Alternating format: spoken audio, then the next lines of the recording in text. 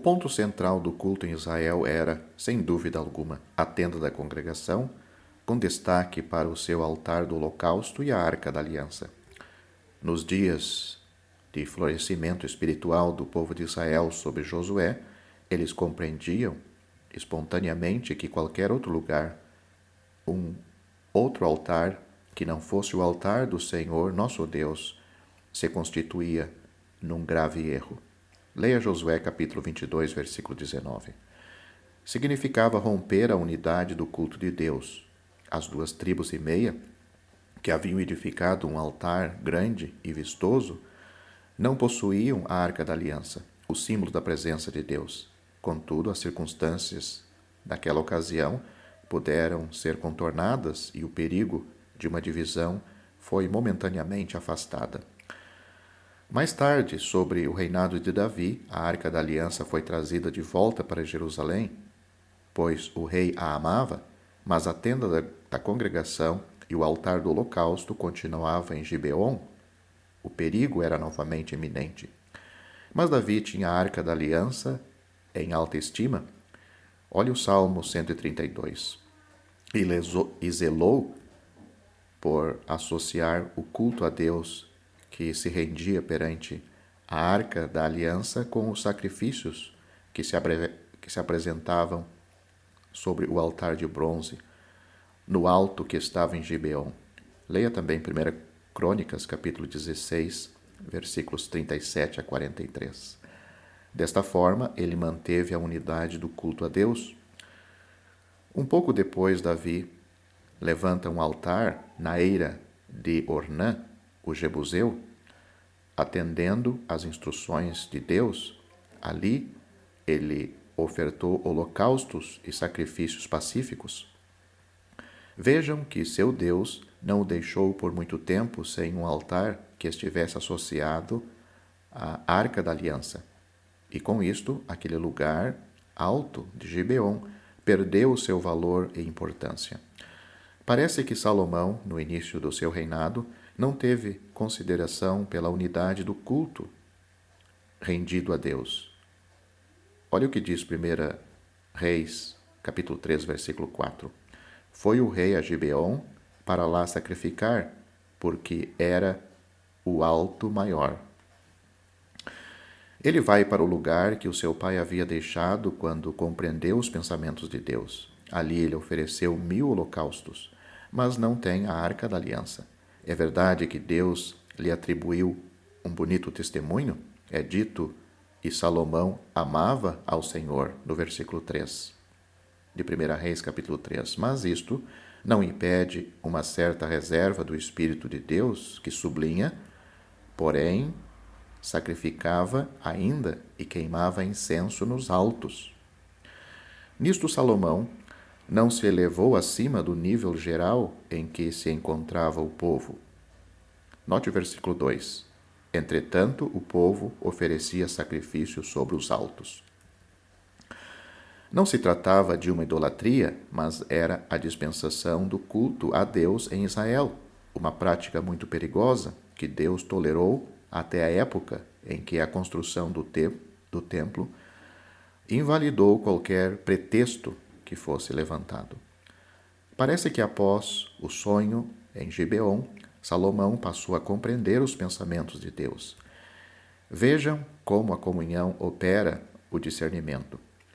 Ele então deixou Gibeon e veio a Jerusalém, pôs-se perante a Arca da Aliança do Senhor, ofereceu holocaustos e apresentou ofertas pacíficas. Leia 1 Reis, capítulo 3, versículo 15. O seu culto a Deus finalmente está sendo feito em ligação com a presença de Deus. O povo, contudo, prossegue com a sua prática estabelecida e vejam que séria constatação. Esses lugares em que se ofertava ao Senhor, aos poucos vão se tornando em lugares de idolatria sem que se dê conta disso. Aparentemente, o povo nem se entregou a práticas diferentes que aquelas do início do governo de Salomão, mas, ao contemplar as inúmeras ocorrências dos altos, na história de Israel, nos sentimos constrangidos a deparar com as expressões tantas vezes empregadas pelo Espírito de Deus. Note, os altos, porém, não foram tirados. Leia 1 Reis, capítulo 15, versículo 14, no capítulo 22, versículo 44, e 2 Reis, capítulo 12, versículo 3. Note ainda, é dito, ainda o povo sacrificava e queimava incenso nos altos. 1 Reis, capítulo 3, versículos 2 e 3, capítulo 22, versículo 44, como já vimos. 2 Reis, capítulo 12, versículo 3, novamente, leia todo o versículo. E no capítulo 14 de 2 Reis, versículo 4, capítulo 15, versículos 4 e 35. Observando mais atentamente, constatamos que somente os reis ímpios edificaram altos. Note, Jeroboão, em 1 Reis capítulo 12, versículo 31, Roboão e também o povo em seus dias, em 1 Reis capítulo 14, versículo 23, Jeorão, 2 Crônicas capítulo 21, versículo 11, Acás, em 2 Crônicas capítulo 28, versículo 25, Manassés, em 2 Crônicas capítulo 33, versículo 3, e foram somente os reis piedosos que destruíram os altos.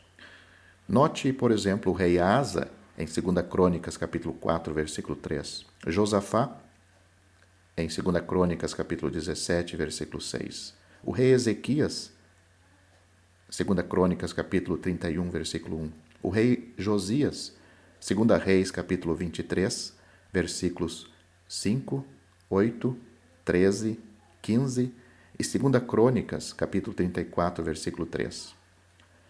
No entanto, após o profundo arrependimento de Manassés, esses altos adquiriram temporariamente um caráter diferente.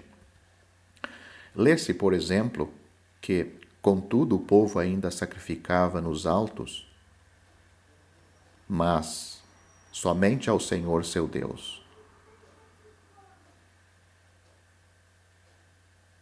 2 Crônicas, capítulo 33, versículo 17. Mas esta não era a intenção original de Deus.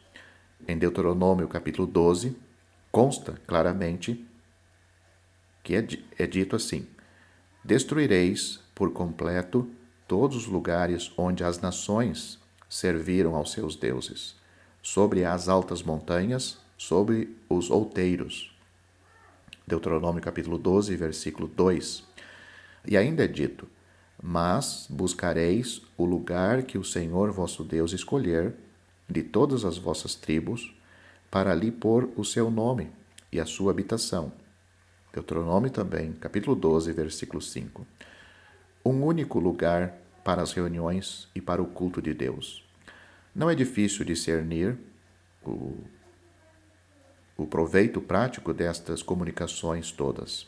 Não basta saber se num certo lugar há cristãos que se reúnem para adorar a Deus. A pergunta mais importante é se a Arca da Aliança se encontra ali, ou, por outras palavras, se as reuniões são feitas ao redor do Senhor Jesus. O que importa é que a sua presença realmente seja o aspecto fundamental das reuniões. Certamente é possível adorar sobre os altos sem a Arca da Aliança, porém, mais cedo ou mais tarde, esta adoração irá se degenerar. Foi isso que a palavra de Deus nos demonstrou nas histórias que já vimos. Não encontramos em nossos dias a mesma fraqueza, a mesma falta de discernimento, justamente ali onde se tem manifestado o desejo de render adoração? Mas por quê? Cada um escolhe o seu lugar alto, sem prestar maior atenção à presença da arca, a saber, a presença de Cristo. Cada um levanta o seu altar, sem considerar que desde a cruz, como outrora, desde Moriá, somente pode haver um único centro para a unidade do povo de Deus. Porque onde estiverem 2 ou 3 reunidos ao meu nome, ali estou eu no meio deles, disse o Senhor Jesus em Mateus capítulo 18, versículo 20. Se você gostou deste vídeo, deixe seu joinha, isso nos ajudará a divulgá-lo. Também não se esqueça de inscrever-se em nosso canal. Ative o sininho das notificações para que você receba os novos vídeos. Deixe seus comentários. Obrigado por assistir este vídeo.